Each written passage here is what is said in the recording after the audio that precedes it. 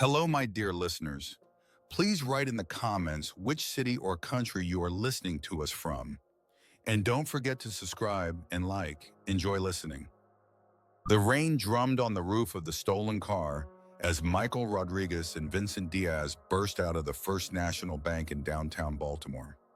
In Michael's hands was a bag containing $37,000, money that was supposed to change their lives. At the wheel was Ray Martinez, a drug-addicted driver they had hired at the last minute for $500. The guy was high, his eyes were red, and his hands were shaking. But there was no choice.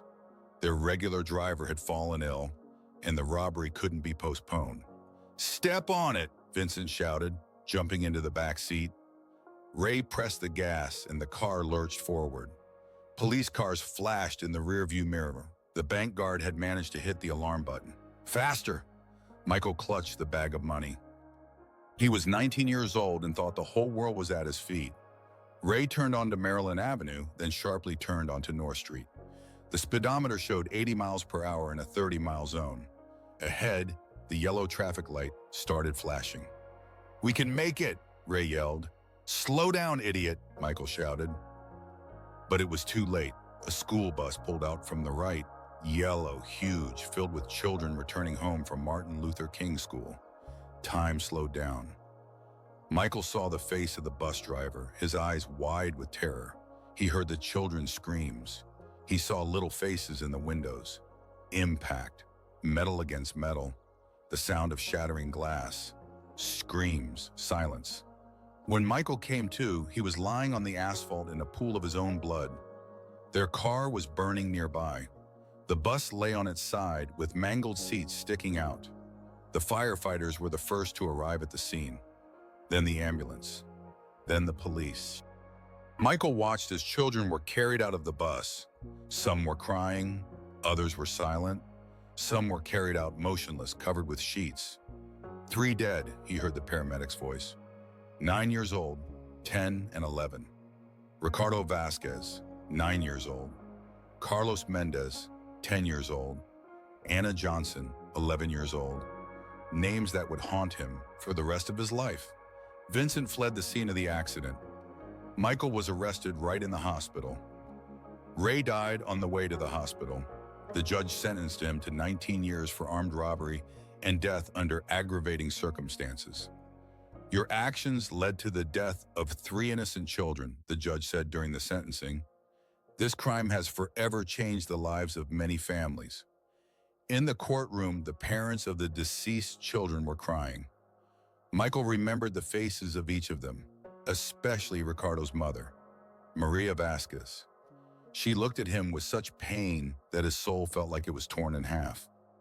He spent 19 years in Maryland State Prison, thinking every day about the 3 children he had killed.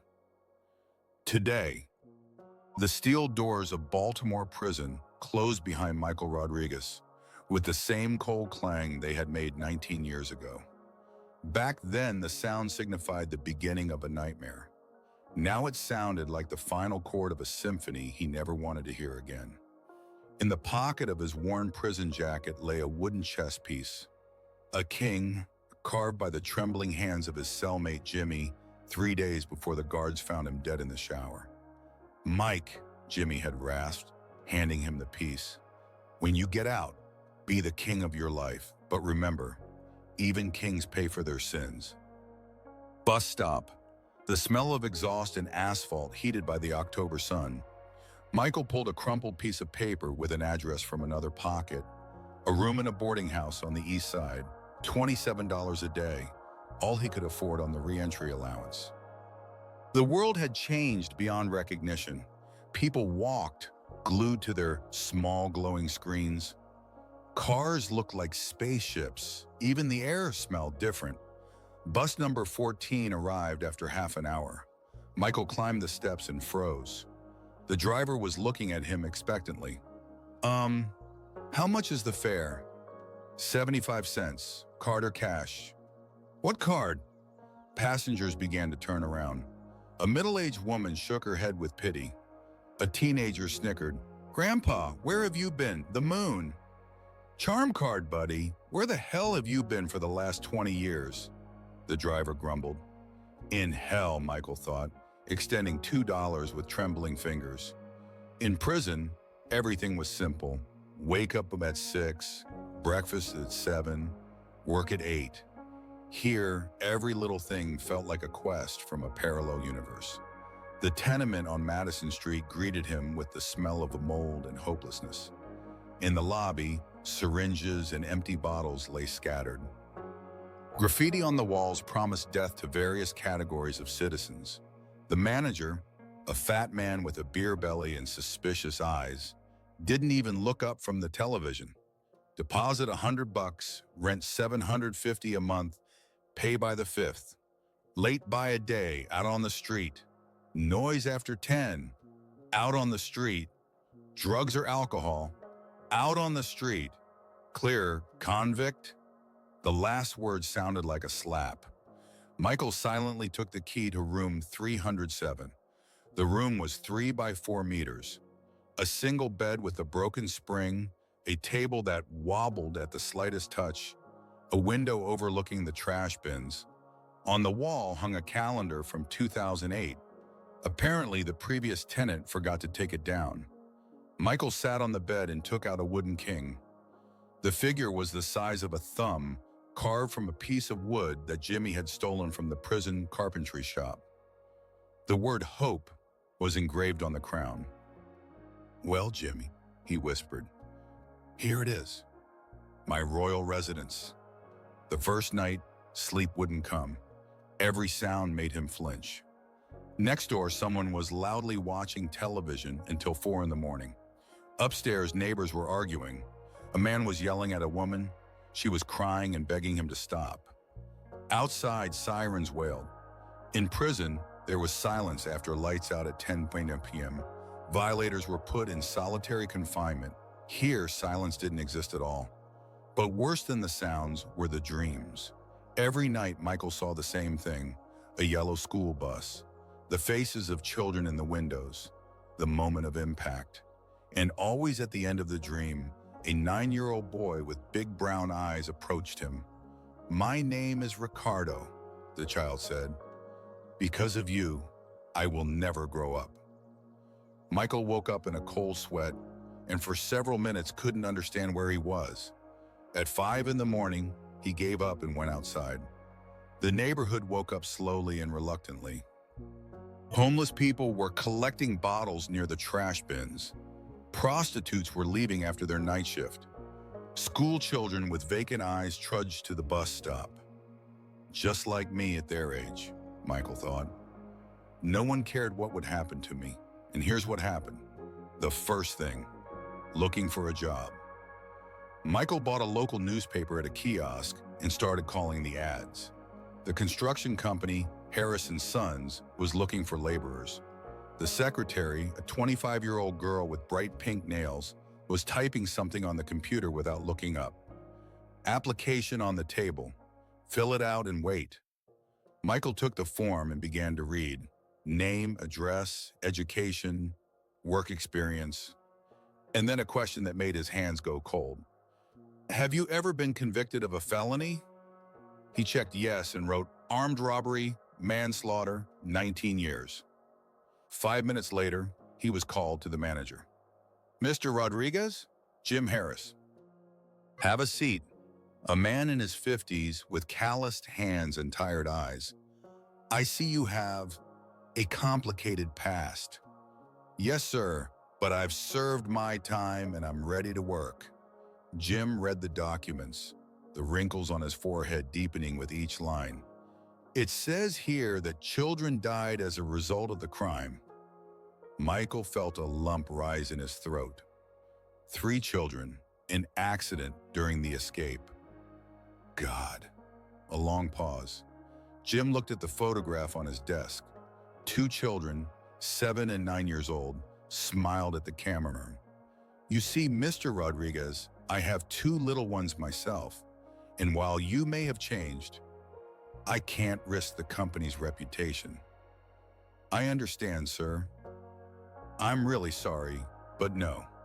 The next 2 weeks turned into a marathon of rejections. Auto repair shop? No. Supermarket? No. Delivery service? No. Cleaning company? No. The same story everywhere. Initial interest, then the question about a criminal record, followed by the cold, "We'll call you back." The rejection from the homeless shelter was particularly painful. "We can't allow someone with your past to work with vulnerable people," said the director, a woman in her 60s with kind but unyielding eyes. "But I'm practically homeless myself," Michael tried to argue. "I'm sorry, rules are rules." Money was disappearing at a catastrophic rate. Michael switched to instant noodles for 39 cents and cheap bread. At night, he lay awake counting the days left until eviction. 7, 6, 5. In those moments, dangerous thoughts crept into his mind. Vincent Diaz would surely help find work. One heist, one robbery, and the money problem would be solved. After all, what did he have to lose? His reputation? What reputation does a former child killer have? But every time those thoughts became too intrusive, Michael would take out the wooden king and remember Jimmy's words, "Be the king of your life." And then the phone rang. "Dad?" The world froze. It was Sophia's voice, his daughter, who was 7 when he was arrested. Now she was 26. "Sophia, oh my God, how did you find my number?" "The probation office gave me your contacts. I thought you would call me yourself, but..." Disappointment mixed with pain echoed in her voice. "You knew when you would get out. Why didn't you reach out?" "I wanted to, I just didn't know what to say." "Hi, daughter, Daddy's home sounds stupid after 19 years. "Yeah, stupid." The coldness in her voice cut like a blade. "We need to meet. Tomorrow, 2 p.m. Morning Glory Cafe at the corner of Madison and 3rd. "Sophia, wait, Beeps. Michael hung up the phone with trembling hands. His daughter wants to meet, for the first time in 19 years. He should have been happy, but instead, he felt panic. What if she hates me? What if she came just to say that I'm dead to her? The next 24 hours stretched like an eternity. Michael changed his clothes 3 times, choosing the best of the 3 shirts he had. He shaved with a dull razor in front of the cracked mirror in the communal bathroom. He arrived at the cafe half an hour early and sat on a bench across the street, gathering his courage and trying to calm the trembling in his hands. At 2 o'clock, Sophia walked into the cafe. Michael would recognize her among a million people. The same brown eyes as her mother, the same stubborn chin.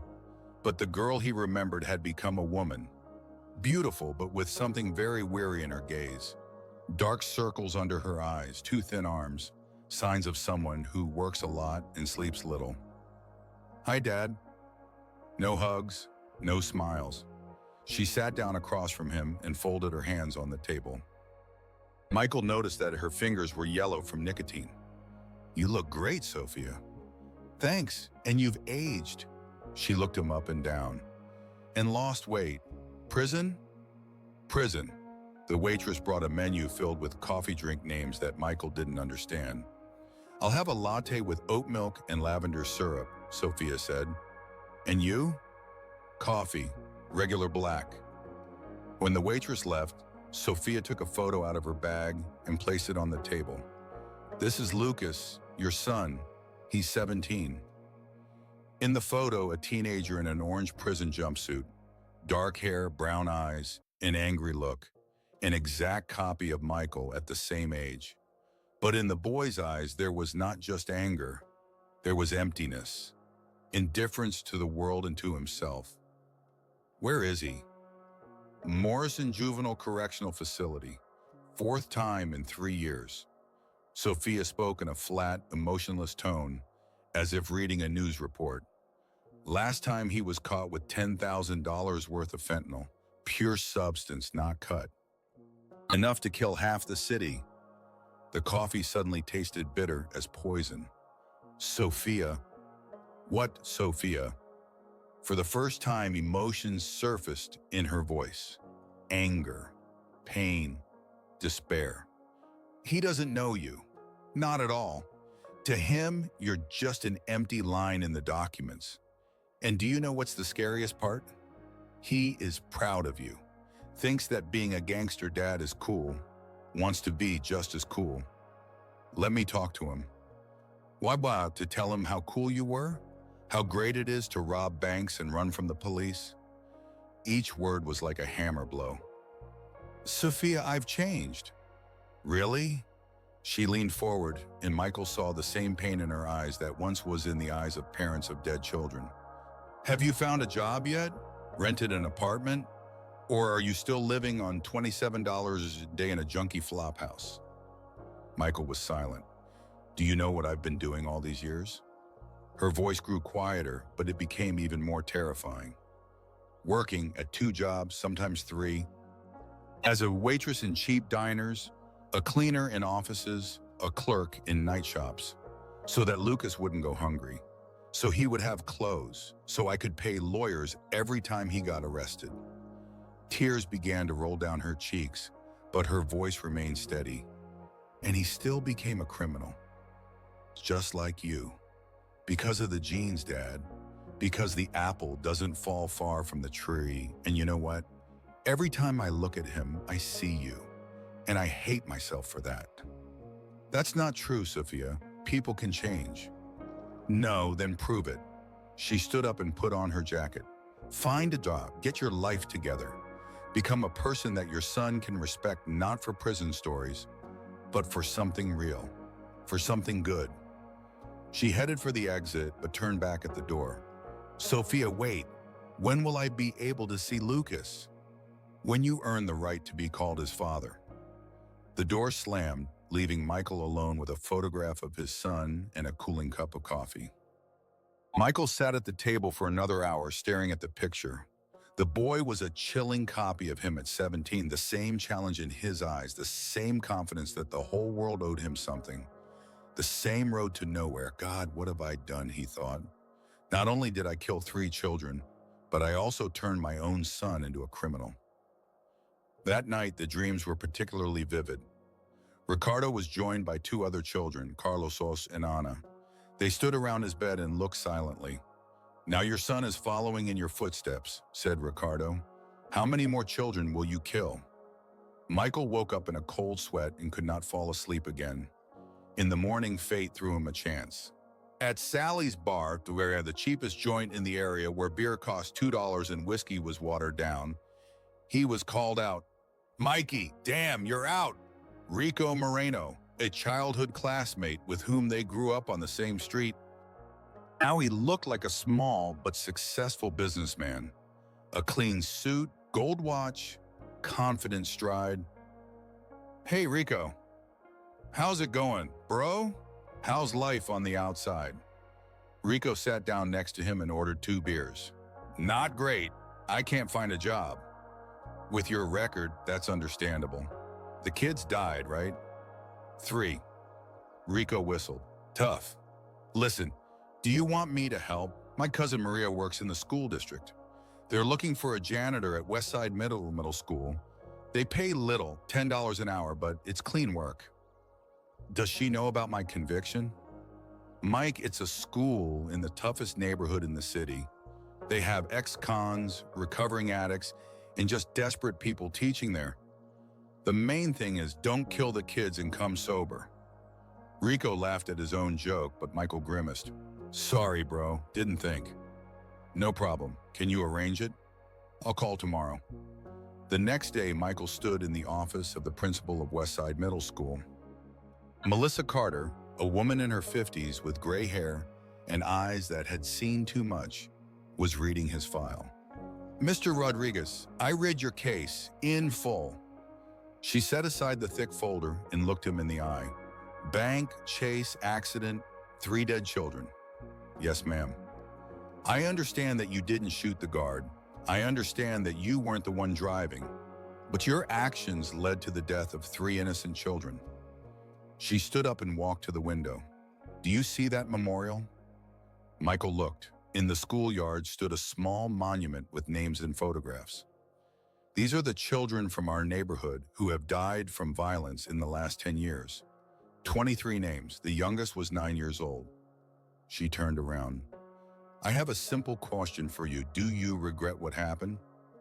Michael was silent for a long time, recalling the faces of the children on the bus. Every day for the last 19 years. I see them in my dreams every night. Good. She sat back down at the table. We have a critical staff shortage. 6 employees have left in the last 3 months. The district is tough, and the kids are even tougher. The pay is $10 an hour, 40 hours a week. You'll mostly work evenings when the kids are not around. I'm in. Wait, I'm not finished. She pulled another folder from the drawer. These are reports on juvenile crime in our area. In the last year, 123 arrests, drugs, thefts, fights, and in 2 cases, murders. Many of these kids go to my school. Michael silently studied the statistics. I'm hiring you not because I believe in redemption or second chances. I'm hiring you because I have no choice. But remember one thing, one mistake, one complaint, one hint of a problem, and you'll be out of here faster than a bullet. Clear?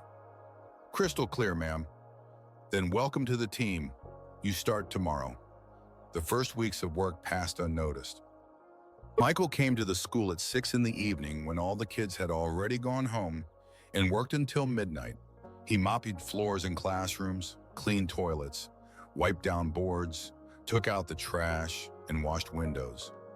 The work was simple and monotonous, but honest.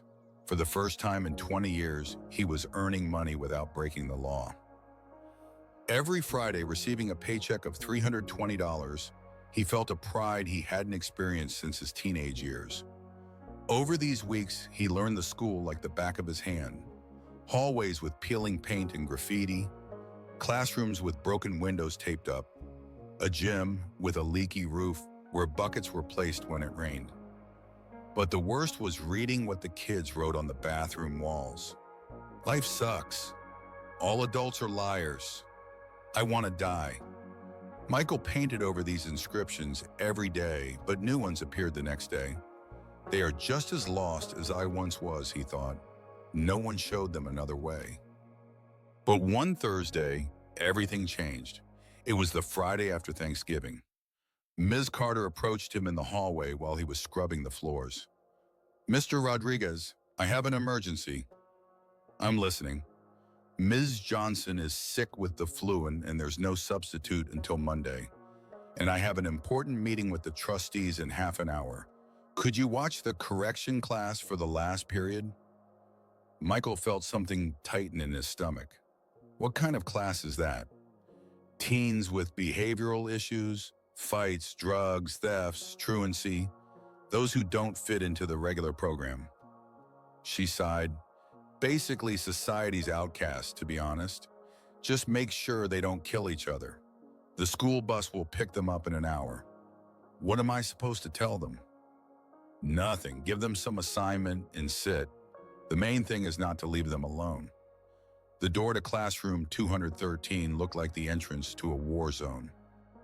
From inside came such noise that it sounded like a riot was happening. Michael pushed the door open and froze.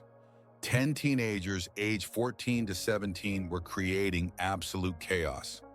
A tall African-American with tattoos on his arms was playing basketball with crumpled paper, using a trash can as a hoop.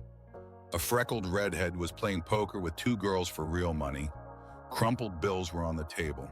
A skinny, nervous type in the corner was smoking something that was definitely not tobacco. Music blared from several phones simultaneously. Each was listening to their own, creating a cacophony of sounds. Silence, shouted Michael. No one even looked his way. I said silence. Now several faces turned towards him. The tall guy slowly turned around. His eyes were cold, full of challenge and barely concealed aggression. Who are you, old man? The one who's currently responsible for order in this class. What's your name? Daniel. And I don't care about your order. Michael recognized that look as his own reflection. Rage against the world, pain hidden behind aggression, a desire to harm everyone around because you've already been harmed. He had the same look at 17. All right, Daniel, now tell your friends to turn off the music and take their seats. Or what? Are you going to call the principal? File a complaint? Daniel stood tall, almost 2 meters, broad shoulders, arms scarred from street fights. He was used to intimidating adults with his appearance, and it worked. But Michael didn't flinch. 19 years in prison had taught him to read people like an open book, and he saw the truth. Beneath all that showy aggression was just a scared kid who didn't know how to express his pain any other way. No, Daniel, I'll tell you a story. What story? A hint of curiosity crept into his voice, though the boy tried to hide it. About a guy who also thought he was the toughest around. The music began to fade. The other students slowly turned to him. This guy was 19 years old. He thought he was a real gangster. He believed he could take whatever he wanted, and no one would stop him. Michael pulled a wooden figurine from his pocket and placed it on the teacher's desk.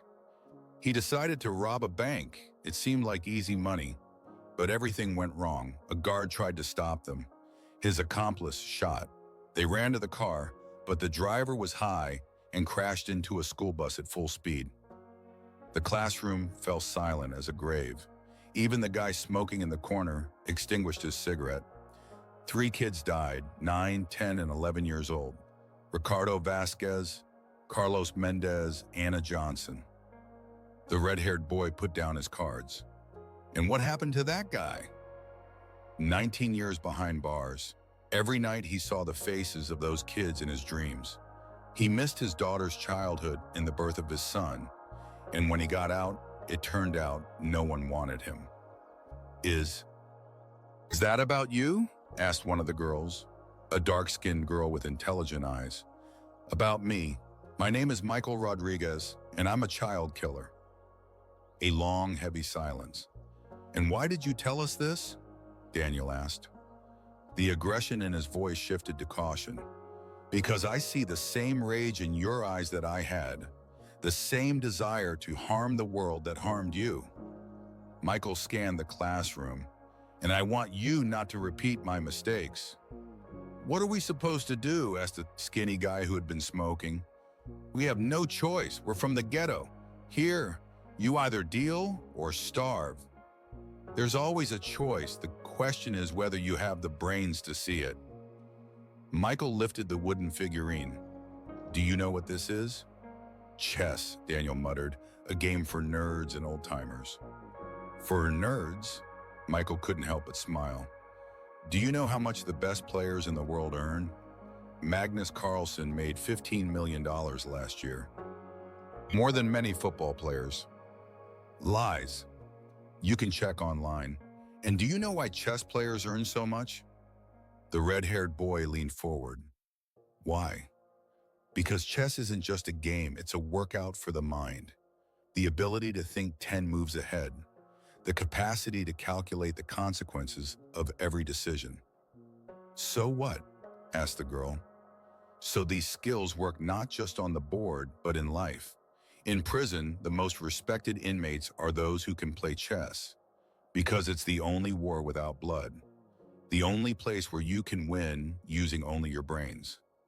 Michael placed the king in the center of an imaginary board.